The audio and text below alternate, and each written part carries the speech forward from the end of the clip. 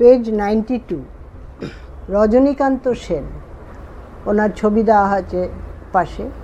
ভূমিকা: যে মানুষটি মৃত্যুশয্যায় শুয়ে প্রচণ্ড শারীরিক যন্ত্রণাকে উপেক্ষা করে মৃত্যুকাল পর্যন্ত সঙ্গীতগত প্রাণ ছিলেন, যার মধ্যে মানবাত্মার এক জ্যোতির্ময় প্রকাশ দেখেছিলেন স্বয়ং রবীন্দ্রনাথ, তিনি রোগশয্যার পাশে বসে নিদারুণ কষ্ট হাসি মুখে সহ্য করতে দেখে পত্রে সেই মানুষটিকে লিখেছেন, শরীর হার মানিয়াছে, কিন্তু চিত্তকে পরাভূত করিতে পারে নাই। ইনভার্টেড কমার ভেতরে রবীন্দ্রনাথের কথাটি। সঙ্গীত জগতের ইনভার্টেড কমা ক্লোজড, সঙ্গীত জগতের সেই মরমী স্রষ্টা হলেন প্রাতঃস্মরণীয় রজনীকান্ত সেন।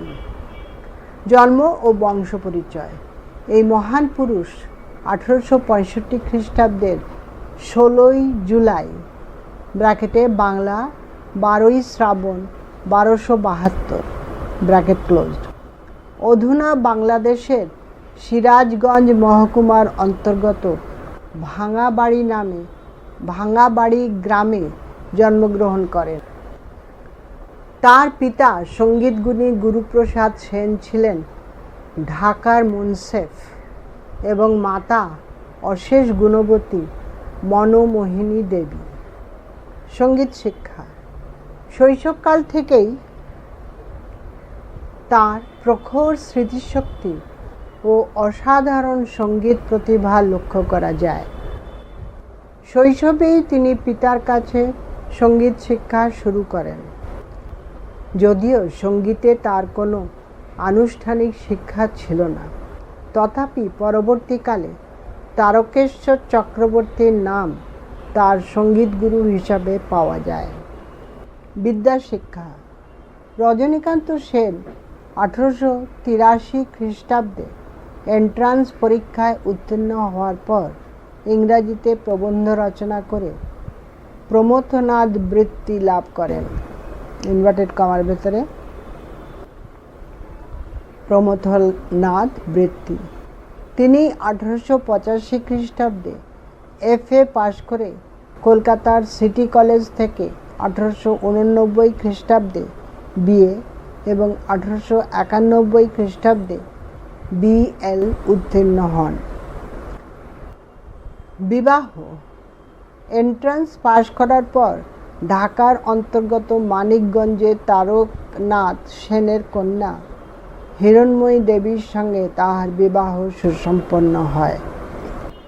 যদিও সেই সময়ে স্ত্রী শিক্ষার যথেষ্ট প্রচলন ছিল না, তথাপি হিরণময়ী দেবী ছিলেন তৎকালীন বৃত্তিপ্রাপ্তা মহিলা। তিনি সদা সর্বদা কান্তকবির কাব্য ও সঙ্গীত সাধনায় উৎসাহ ও অনুপ্রেরণা দান করতেন। কর্মজীবন: আইন পরীক্ষায় উত্তীর্ণ হয়ে রজনীকান্ত রাজশাহীতে পেজ 93 ওকালতি ব্যবসা শুরু করেন, কিন্তু তিনি ওকালতিতে মনোনিবেশ করতে পারেননি।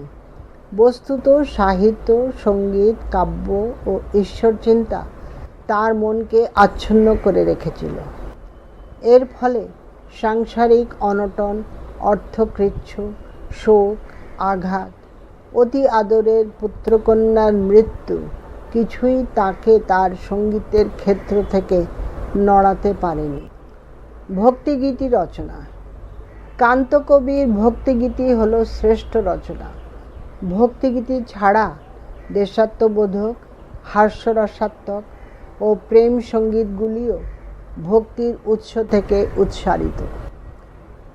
বাংলার যে সাধন সঙ্গীতের ধারা সাধক রামপ্রসাদ থেকে আজ পর্যন্ত প্রবহমান, রজনীকান্তের সুর ধারাও সেই ধারা থেকেই উৎসারিত।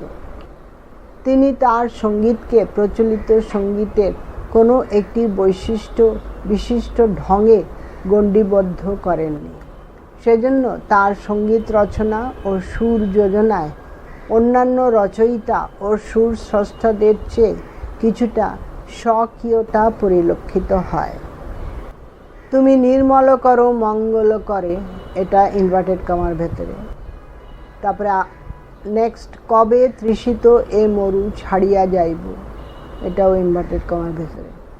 তোমারই দেওয়া প্রাণে তোমারই দেওয়া দুঃখ, এটাও ইনভার্টেড কমার ভেতরে।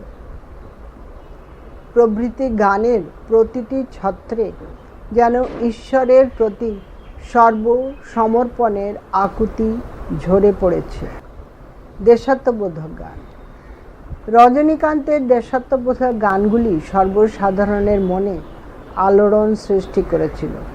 বিশেষত মায়ের দেওয়া মোটা কাপড়, ইনভার্টেড কমায়। জয় জয় জন্মভূমি জননী, ওটাও ইনভার্টেড কমায়। নম নম নম জননী বঙ্গ, ওটাও ইনভার্টেড কমায়। প্রভৃতি গানগুলির সহজ সরল কথা ও সুর লোকের মুখে মুখে ফিরত। এছাড়া তার কিছু গান তৎকালীন ইংরেজ সরকার রাজদ্রোহ বিবেচনায় বাজেয়াপ্ত করেছিলেন। হাস্যরসাত্মক গান। হাস্যরসাত্মক গান কান্তকবির আরেকটি উল্লেখযোগ্য দিক। বিশুদ্ধ হাস্যরস ছাড়াও এই গানের মাধ্যমে সমাজ সংস্কারের প্রচেষ্টা, সমাজের একাংশের মধ্যে যে দীনতা, কুৎসিতা ও অনৈক্যতা সমাজ জীবনে দূষিত ক্ষতের সৃষ্টি করছিল, তার প্রতিকারের চেষ্টা করেছেন। নানা ক্লেদ মলিনতার আড়ালে ঢাকা সমাজের মুখোশ তিনি খুলে দিয়েছিলেন ব্যঙ্গ বিদ্রূপের সঙ্গে করুণ ও শান্ত রস মিশ্রিত করে। সেজন্য দ্বিজেন্দ্রলালের অনুসারী হয়েও দ্বিজেন্দ্রলালের হাসির গানের সঙ্গে তার গানের প্রভেদ লক্ষ্য করা যায়। এ বিষয়ে প্রমথনাথ বিশির মন্তব্য প্রণিধানযোগ্য। মন্তব্যটা ইনভার্টেড কমার ভেতরে। দ্বিজেন্দ্রলালের হাসির গান যদি শুষ্ক শীতের বাতাস হয়, তবে রজনীকান্তের হাসির গান বর্ষার জল ভারাক্রান্ত পূবের বাতাস, inverted comma closed. Next page 94। রচনা বৈশিষ্ট্য। কান্তকবির গানের কথা ও সুর প্রধানত সহজ সরল ও হৃদয়গ্রাহী। তার গানে খেয়াল, টুংরি, ঠপটপ্পা, বাউল, কীর্তন, রামপ্রসাদী প্রভৃতি ধারার সংমিশ্রণ ঘটেছে। গান রচনা করার সময় তাকে ভাবতে হতো না। সুরের ভাবদেহ গঠনের জন্য ভাষা যেন আপনা হতে এসে জুটত অভাবিত রূপে। অতি উচ্চাঙ্গের রচনা অল্প সময়ের মধ্যেই সমাধা হতো। না হতো ছন্দপতন, না হতো অতিরঞ্জিত। তাল, ছন্দ ও সুরের সমতা রক্ষা করে অতি অল্পায়াসে প্রকাশ পেত সঙ্গীতের সংযত ভাবমাধুর্য। রাগ ও তাল প্রয়োগ। রজনীকান্ত তার গানে ইমন, বেহাগ, খাম্বাজ, ভৈরব, ভৈরবী, গৌরী, মালকোষ, হাম্বির, কেদার, পরজ, বসন্ত, মুলতানি, কানাড়া, সোহিনী, বারোয়া প্রভৃতি রাগ ব্যবহার করেছেন।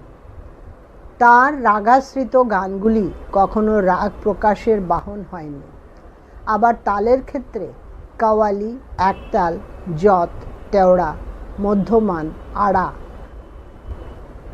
খেমটা, আড়, খেমটা, ঝাপতাল, সুরফাঁক তাল, কাহারবা, ঠুংরি প্রভৃতি বহু তাল ও ছন্দে প্রকাশিত হয়েছে তার বিশিষ্ট গানসমূহ, যেগুলো ভারতীয় সঙ্গীতের মূল ধারাকে অতিক্রম করেনি। সঙ্গীতের স্থান। তদানীন্তন শ্রেষ্ঠ কবিদের সঙ্গীত ও সাহিত্যের পাশাপাশি সমভাবেই আদৃত হয়েছিল রজনীকান্তের সঙ্গীত ও সাহিত্য। ভক্তিগীতি, দেশাত্মবোধক গান, হাস্যরসাত্মক, প্রেম সঙ্গীত প্রভৃতি সকল প্রকার সঙ্গীতই ভারতীয় রাগ সঙ্গীতের ধারানুবর্তিত হয়ে আদর্শ সঙ্গীতের মর্যাদা অর্জন করেছে। বাংলার সর্বত্র ছড়িয়ে পড়েছিল কবির রচিত বাণী, বাণীটা ইনভার্টেড কমার ভেতরে, ও কল্যাণী, ওটাও ইনভার্টেড কমার ভেতরে, বাণী ও কল্যাণীর এ দুটো ইনভার্টেড কমার ভেতরে গান। তৎকালীন প্রত্যেক সমাজের প্রতি ঘরে ঘরে স্ত্রী পুরুষ নির্বিশেষে সবার কণ্ঠে কান্তকবির গান প্রতিধ্বনিত হতো। বাংলার কোনো কবির চেয়ে তাঁর দান সামান্য নয়।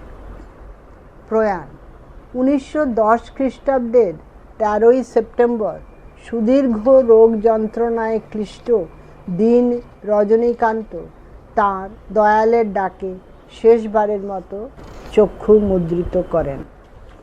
এরপরে উপসংহার। বেঁচেছিলেন 1865 থেকে 1910। উপসংহার। অমর কবি রেখে গেলেন অমূল্য সম্পদ। তাঁর গান যা যুগে যুগে বাঙালিকে দিয়েছে শোকের সান্ত্বনা, অশান্ত হৃদয়ে শান্তির প্রলেপ, সমস্যার ঈশ্বর নির্দেশিত পথের সন্ধান। এরপরে পেজ 45। অতুল প্রসাদ সেন। ভূমিকা। বাংলার সঙ্গীত, পেজ 95। বাংলার সঙ্গীত জগতে অতুল প্রসাদ একটি স্মরণীয় নাম, যার নাম বাংলার রসিক সঙ্গীত শ্রোতার কাছে চিরদিন উজ্জ্বল হয়ে থাকবে। জন্ম ও বংশ পরিচয়। 1871 খ্রিস্টাব্দের 20 অক্টোবর, মতান্তরে 26, এটা ব্র্যাকেটে, ঢাকা শহরে অতুল প্রসাদ জন্মগ্রহণ করেন। তাঁর পিতা খ্যাতনামা চিকিৎসক রামপ্রসাদ সেন ও মাতা হেমন্ত শশী দেবী। রামপ্রসাদ সেন মহর্ষি দেবেন্দ্রনাথের প্রভাবে ব্রাহ্ম ধর্ম গ্রহণ করেছিলেন। শিক্ষাজীবন। মাত্র 13 বছর বয়সে অতুল প্রসাদের পিতৃবিয়োগ ঘটায় মাতামহ কালীনারায়ণ গুপ্তর তত্ত্বাবধানে তাঁর পড়াশোনা চলতে থাকে। মাতুলালয়ে থাকাকালীন তার সঙ্গীতে হাতেখড়ি হয়। 1889 খ্রিস্টাব্দে প্রবেশিকা পরীক্ষায় উত্তীর্ণ হয়ে তিনি কলকাতার প্রেসিডেন্সি কলেজে ভর্তি হন। বিএ পাশ করার পর ব্যারিস্টারি পড়ার জন্য তিনি বিলেতে যান এবং 1894 খ্রিস্টাব্দে ব্যারিস্টারি পাশ করে স্বদেশ প্রত্যাবর্তন করেন। বিলেতে থাকাকালীন পাশ্চাত্য সঙ্গীত, নাট্যকলা ও চিত্রকলার প্রতি বিশেষভাবে আকৃষ্ট হয়ে তিনি পাশ্চাত্য সঙ্গীত শিক্ষা লাভ করেন, কিন্তু তার গানের মধ্যে পাশ্চাত্য সুরের ছায়া খুব একটা পাওয়া যায় না। তিনি ভারতীয় সঙ্গীতের আদর্শ ও বিলাতি গানের সঙ্গে তার পার্থক্য সম্পর্কে ইংরেজি ভাষায় একটি গবেষণামূলক প্রবন্ধ রচনা করে তৎকালীন বিদেশি গুণীজন দ্বারা বিশেষভাবে আদৃত হন। ব্যবহারজীবীর পেশা গ্রহণ। প্রথমে কলকাতা ও রংপুরে ব্যবহারজীবীর পেশা গ্রহণ করে কাজ শুরু করলেও পরে তিনি উত্তরপ্রদেশের লখনৌ শহরে আইনজীবী হিসেবে নিজেকে স্থায়ীভাবে প্রতিষ্ঠিত করেন। এই ক্ষেত্রেও তার কৃতিত্ব ও খ্যাতি অনস্বীকার্য। ফলশ্রুতিস্বরূপ বার অ্যাসোসিয়েশনে, এটা ইনভার্টেড কমার ভেতরে, বার অ্যাসোসিয়েশনের সভাপতি আসনে তিনি অভিষিক্ত হন। খ্যাতি, সম্মান ও তার প্রতি ভালোবাসার নিদর্শন হিসেবে লখনৌয়ে একটি রাস্তায় নামকরণ হয় তাঁরই নামে। Next page 96। বহু গুণের সমন্বয়। অতুল প্রসাদ বহু গুণের অধিকারী ছিলেন। তিনি একাধারে আইনজ্ঞ, সমাজসেবক, রাজনীতিবিদ, সুসাহিত্যিক, কবি, গীতিকার ও সুরকার ছিলেন। তিনি তাঁর প্রভূত সম্পত্তির অর্ধেকাংশই জনকল্যাণমূলক কাজে দান করে গেছেন। রাজনীতিক হিসেবে তিনি গোপালকৃষ্ণ গোখলের মতকেই অনুসরণ করতেন। সাহিত্যের প্রতি তার প্রগাঢ় অনুরাগ ছিল। তিনি কয়েকবার নিখিল ভারত বঙ্গ সাহিত্য সম্মিলন, এটা ইনভার্টেড কমার ভেতরে, ও প্রবাসী বঙ্গ সাহিত্য সম্মিলনের, এটাও ইনভার্টেড কমার ভেতরে, সভাপতি নির্বাচিত হয়েছিলেন। গান রচনা। অতুল প্রসাদ মাত্র 208টি গান রচনা করেন। এই অল্প সংখ্যা গান রচনা করেই তিনি বাংলা সঙ্গীত জগতে বৈচিত্র্যের স্বাক্ষর রেখে গেছেন। তাঁর গানের গুণগত বৈশিষ্ট্য ও প্রকাশ ভঙ্গিমায় তিনি আমাদের মনের গভীরে স্মৃতি মণিকোঠায় চিরন্তন হয়ে থাকবেন। তার গানগুলি কাকলি, গীতিগুঞ্জ, এটা ইনভার্টেড কমার ভেতরে নামগুলি, ও কয়েকটি গান, এই তিনটে ইনভার্টেড কমার ভেতরে গ্রন্থে সংকলিত হয়েছে। গীতি বৈশিষ্ট্য: অতুল প্রসাদ সর্বপ্রথম রাগের অনুপ্রবেশ ঘটিয়ে ঠুংরি শৈলীর মনোরম গায়কীকে বাংলা গানে প্রয়োগ করে বিশেষ বৈচিত্র্য এনেছেন। রবীন্দ্রনাথের গানে যেমন ধ্রুপদ, দ্বিজেন্দ্রলালের গানে যেমন খেয়াল, অতুল প্রসাদের গানে তেমনি টপ্পার, দ্যুতি ও ঠুংরির আমেজ দেখা যায়। তবু তোমারে ডাকি বারে বারে, এটা ইনভার্টেড কমার। কে যেন আমারে বারে বারে চায়, এটাও ইনভার্টেড কমার ভেতরে।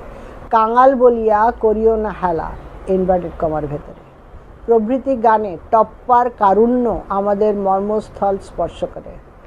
আবার ওগো আমার নবীন সাথী, ইনভার্টেড কমার ভেতরে। কে আবার বাজায় বাঁশি, ইনভার্টেড কমার ভেতরে প্রভৃতি গানে তিনি পিলু রাগের শুদ্ধ বিকৃত 12টি স্বরের সার্থক প্রয়োগে ঠুংরির জংলা সৃষ্টিতে সাফল্য লাভ করেছেন। বিভিন্ন শৈলীর গান: কবির লেখনী ও সুরে প্রেম, প্রকৃতি, স্বদেশ ইত্যাদি এবং ঠুংরি, টপ্পা, গজল, বাউল, ভাটিয়ালি, রামপ্রসাদী প্রভৃতি শৈলীর গান বাংলা সঙ্গীতে এক নবদিগন্তের উন্মেষ ঘটিয়েছে। তাঁর এই সকল সঙ্গীতের মধ্য দিয়ে আমরা প্রতিদিন প্রতি মুহূর্তে কবিকে একান্ত করে পাই।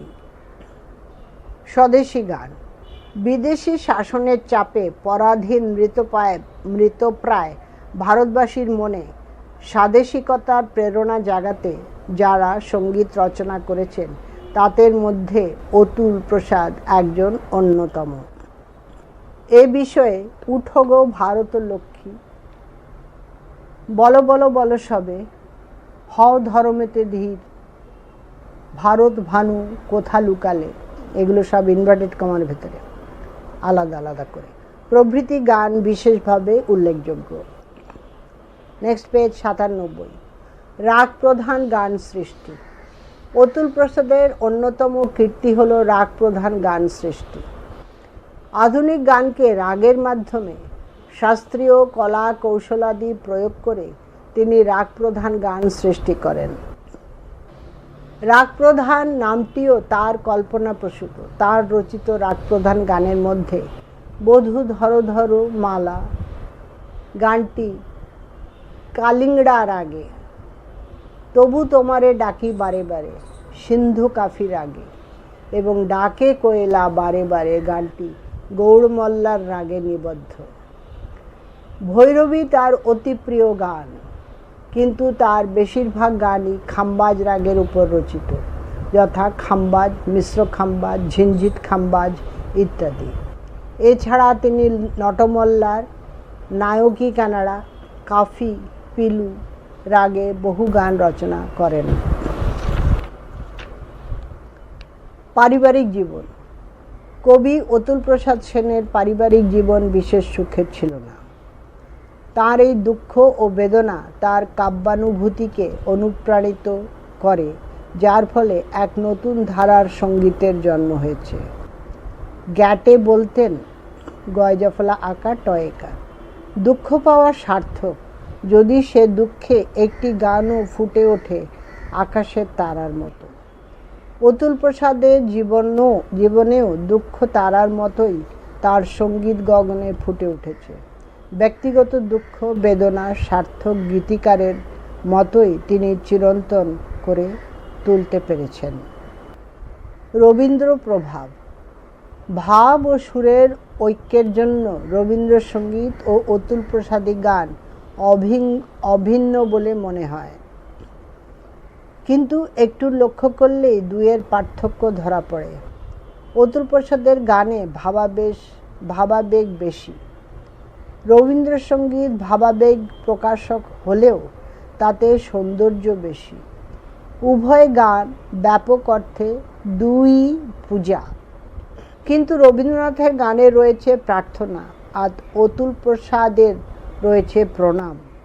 আত্মনিবেদনের ভাবটা বেশি। সর্বোপরি রবীন্দ্রনাথের গান অভিজাত পরিবারের ঘরণী মার্জিত তার রুচি, দরাজ তার মন, উদার তার শিক্ষা। অন্যদিকে অতুল প্রসাদের গান নিরাভরণা পল্লীবধূ, তার দেহের স্বাভাবিক লাবণ্যই তার রূপ। প্রয়াণ। রবীন্দ্রধন্য অতুল প্রসাদ 1934 খ্রিস্টাব্দের 26শে আগস্ট মাত্র 63 বছর বয়সে এই পার্থিব জগতের কর্মযজ্ঞ থেকে বিশ্রাম নিয়ে সুরলোকের অমর যাত্রায় পাড়ি দেন। আজও তার শ্রেষ্ঠ সুর আমাদের মনকে ছুঁয়ে যায়। এরপরে কাজী নজরুল ইসলাম। ছবি দিয়েছে কাজী নজরুল ইসলামের, মাথায় টুপি পরা, তানপুরা নিয়ে। জন্ম ও বংশ পরিচয়। জনপ্রিয় কবি ও সুরকার কাজী নজরুল ইসলাম 1899 খ্রিস্টাব্দের 24শে মে বর্ধমান জেলার অন্তর্গত চারুলিয়া গ্রামে জন্মগ্রহণ করেন। তাঁর পিতার নাম কাজী ফকির আহমদ ও মাতা জাহেদা খাতুন। ফকির আহমদের 2টি বিবাহ এবং 7 পুত্র ও 2 কন্যা ছিল। 4 ভ্রাতার অকাল মৃত্যুর পর নজরুলের জন্ম হওয়ায় তার ডাক নাম ছিল দুখু মিয়া। বাল্যজীবন। নজরুল বাল্যকালে অত্যন্ত চঞ্চল প্রকৃতির দুরন্ত ছিলেন। কোনো শাসন অনুশাসনে তিনি ধার ধারতেন না, ফলে গ্রামবাসীরা তার অত্যাচারে ব্যতিব্যস্ত হয়ে ওঠে। কিন্তু মাত্র 9 বছর বয়সে পিতার অকাল মৃত্যুতে সংসারের সমস্ত দায় দায়িত্ব তার উপর এসে পড়ে। ফলে তার জীবনে ধারাবাহিকভাবে পড়াশুনো করা হয়নি। তিনি গ্রামের মক্তবে পড়াশোনা করতেন। পরবর্তীকালে উক্ত মক্তবে শিক্ষকতা করে এবং গ্রামে মোল্লাগিরি করে জীবিকা নির্বাহ করতে বাধ্য হন। তার মেধা ও জ্ঞান পিপাসা স্কুলের বিধিবদ্ধ পড়াশোনার বাইরে যেখানে যা কিছু শিক্ষণীয় তাকে বিশেষভাবে আকর্ষণ করত। তিনি স্বভাবে উদাসীন থাকায় লোকে তাকে তারা খ্যাপা ও নজর আলী নামে অভিহিত করত। লেটোর দলে যোগদান। আর্থিক উপার্জনের তাগিদে বাল্যকালেই তিনি লেটোর দলে যোগদান করেন। লেটোর দলে থাকাকালীন গান রচনার ভার তার উপর পড়ে। দলের প্রয়োজনে গান রচনা ছাড়াও ঢোলক, বাঁশি ইত্যাদি বাদনেও তিনি বিশেষ পারদর্শিতার পরিচয় দেন। তার গানে মুগ্ধ হয়ে এক বাঙালি খ্রিস্টান গার্ড সাহেব তাকে বাবুর্চির কাজ দেন। কিন্তু মালিকের সঙ্গে মনোমালিন্যের ফলে কিছুকাল বাদে সে কাজ ছেড়ে তিনি আসানসোলে একটি রুটির দোকানে 5 টাকা বেতনে নিযুক্ত হন। সারাদিন পরিশ্রম করার সত্ত্বেও সাহিত্য চর্চায় তার এতটুকু ভাটা পড়েনি। লেটোর দলে থাকাকালীন তিনি মেঘনাদ বধ ছাড়াও কয়েকটি ঐতিহাসিক নাটক রচনা করেন। বিদ্যাশিক্ষা। 1914 খ্রিস্টাব্দে আসানসোলের দারোগা তার গানে মুগ্ধ হয়ে তাকে ময়মনসিংহ জেলার একটি স্কুলে 7ম শ্রেণীতে ভর্তি করান। কিন্তু 1915 খ্রিস্টাব্দে ফিরে এসে তিনি রানীগঞ্জের সিয়ারশোল রাজ স্কুলে 8ম শ্রেণীতে ভর্তি হন। তার মেধার স্বীকৃতিস্বরূপ তিনি রাজবাড়ি থেকে 7 টাকা বৃত্তিসহ নিখরচায় পড়াশোনা ও হস্টেলে থাকার সুযোগ পান। সেনাবাহিনীতে যোগদান। এরপর মাত্র 17 বছর বয়সে প্রি-টেস্ট পরীক্ষার সময় ভারতের স্বাধীনতার স্বপ্নে মশগুল এবং কিছুটা সাংসারিক প্রয়োজনেও বটে কবি নজরুল প্রথম বিশ্বযুদ্ধ চলাকালীন 49 নম্বর বাংলা পল্টনে যোগ দেয়। সেখানে পার্সি সাহিত্যে সুপণ্ডিত এক পাঞ্জাবি মৌলবী সাহেবের সহায়তায় পার্সি সাহিত্যে পড়াশোনা করে বিশেষ ব্যুৎপত্তি অর্জন করেন। 2-3 বছর পর তিনি কলকাতায় ফিরে এসে বিভিন্ন পত্রপত্রিকায় কবিতা, গল্প, প্রবন্ধ লিখতে শুরু করেন। এই সময় বিদ্রোহী ইনভার্টেড কমার ভেতরে ও কামাল পাশা, এটাও ইনভার্টেড কমায়। কবিতা প্রকাশিত হওয়ায় তার নাম বাঙালি সমাজে ছড়িয়ে পড়ে। পত্রিকা প্রকাশ 1920 খ্রিস্টাব্দে নজরুল নবযুগ ইনভার্টেড কমার ভেতরে পত্রিকার যুগ্ম সম্পাদকের দায়িত্ব গ্রহণ করেন এবং 1922 খ্রিস্টাব্দে তিনি ধূমকেতু আবার ইনভার্টেড কমায় নামে একটি সাপ্তাহিক পত্রিকা প্রকাশ করেন। পরাধীন ভারতবাসীকে স্বাধীনতার মন্ত্রে দীক্ষিত করাই ছিল দুটি পত্রিকার মূল উদ্দেশ্য। ধূমকেতুর মধ্যে অগ্নিযুগের বিপ্লবী আন্দোলনের সমর্থনে প্রবন্ধ, কবিতা প্রভৃতি প্রকাশিত হয়। কারাবরণ ইংরেজ সরকার ধূমকেতুর ভয়ে, ধূমকেতু ইনভার্টেড কমার ভেতরে, ভীত হয়ে রাজদ্রোহিতার অপরাধে নজরুলকে 1 বছর সশ্রম কারাদণ্ডে দণ্ডিত করেন। জেলে বসে তিনি কারার ওই লৌহ কপাট ভেঙে ফেল কররে লোপাট, এটা ইনভার্টেড কমার ভেতরে। এই শিকল পরা ছল মোদের, এটাও ইনভার্টেড কমার ভেতরে। এর মতো অজস্র জ্বালাময়ী গান রচনা করেন। এছাড়া জেলের অন্যায় অবিচারের বিরুদ্ধে স্বাধীনতাকামী কবি 39 দিন অনশন করেন। কবিগুরুর প্রচেষ্টায় এবং কর্তৃপক্ষ সমস্ত দাবি মেনে নেওয়ায় তিনি অনশন ভঙ্গ করেন। জেলে বসে তার অগ্নিগর্ভ লেখা ছাড়াও অমানুষিক কষ্টের বিবরণ তাকে বাংলার জনমানসে বিশেষ জনপ্রিয় তথা শ্রদ্ধার আসনে প্রতিষ্ঠিত করে। পেজ 100। বিবাহ 1924 খ্রিস্টাব্দের 24শে এপ্রিল নজরুল গিরিবালা দেবীর কন্যা প্রমীলা দেবীকে বিবাহ করেন। বুলবুল নামে তার একটি পুত্র সন্তান জন্মগ্রহণ করে। মাত্র 4 বছর বয়সে বসন্ত রোগে আক্রান্ত হয়ে সেই স্নেহের দুলাল পরলোক গমন করে।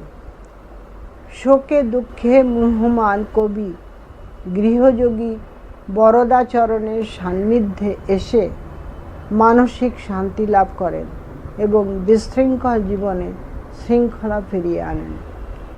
সঙ্গীত ও কাব্য রচনা এই সময়ে তিনি হিন্দু মুসলিম যুদ্ধ ইনভার্টেড কমায়, পথের দিশা ইনভার্টেড কমায়, কান্ডারি হুঁশিয়ার, এটাও ইনভার্টেড কমায় প্রভৃতি কবিতা লেখেন। গজল রচনায় মেতে ওঠেন এবং গজলটা ইনভার্টেড কমায়। তিনি কিছুদিন গ্রামাফোন কোম্পানি ও আকাশবাণীর সঙ্গীত পরিচালক পদে নিযুক্ত ছিলেন। প্রয়াণ 1940 খ্রিস্টাব্দে কবি জায়া পক্ষাঘাতে আক্রান্ত হয়ে দেহত্যাগ করেন। ফলে কবির জীবনে আরও নির্মম আঘাত নেমে আসে।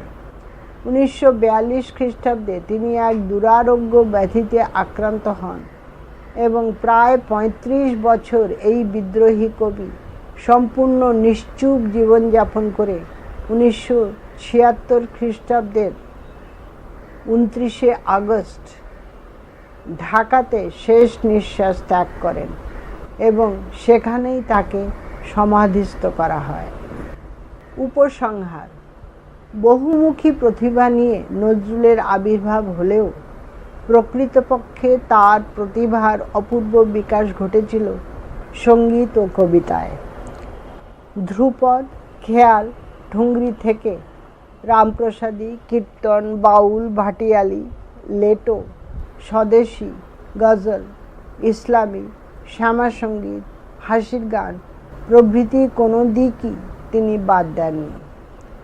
তিনি অসংখ্য গান রচনা করেছেন। রবীন্দ্রনাথের মতোই তিনি একাধারে গীতিকার, সুরকার ও কবি হওয়ার তার গান কাব্য সম্পদে সমৃদ্ধ। নজরুল ইসলাম এখানেই শেষ করলাম। পেজ 100 এখানেই শেষ হলো। এই ফাইলটি এখানেই শেষ করলাম। 3য় অধ্যায় শেষ হলো। এর পরের ফাইলে 4র্থ অধ্যায় শুরু করব।